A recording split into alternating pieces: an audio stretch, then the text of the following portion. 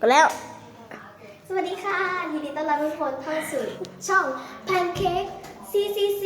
Love Channel วันนี้มากับดาข่าวเลยนะครับ เราก็จะมา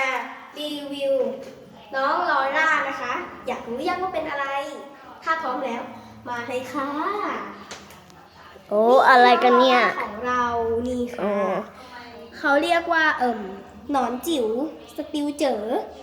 นี่ น่ารักเลยนะคะทำจากเจลเย็นเนาะแช่น้ำไว้ โอ้พี่แพรเราจะบอกวิธีการเลี้ยงนะ โอ้ยนะครับ เราจะบอกวิธีการเลี้ยงนะคะก็คือ เราเนี่ยจะต้องเปลี่ยนน้ำให้เขาทุกวันนะคะแล้วถ้าเราถอนทำเราก็เอาเจลเย็นแปะหัวไว้ก่อนนั้นพอดูดมามันแห้งปุ๊บหรือจะใส่ลงไปเลยไม่ต้องแปะก็ได้นั่นแหละค่ะพอมันแห้งปุ๊บหรือเพิ่งแกะออกมาแท้ๆเราใส่แช่ไว้กับน้ำเนาะแล้วก็รอสัก5 นาทีแล้วมันก็จะแบบโตใหญ่มากนะคะถือกล้องดีๆนะคะแล้วก็วิธีการเลี้ยงบอกไปแล้วนะต้องเปลี่ยนน้ำทุกวันและอีกอย่างคือต้องยกเขามาลูบก่อนที่เราจะไปนอนทุกวันนะคะนี่มาดูค่ะทำเองเลยมาดูยกเขาค่อยๆนะคะขึ้นมาแล้วก็ลูบ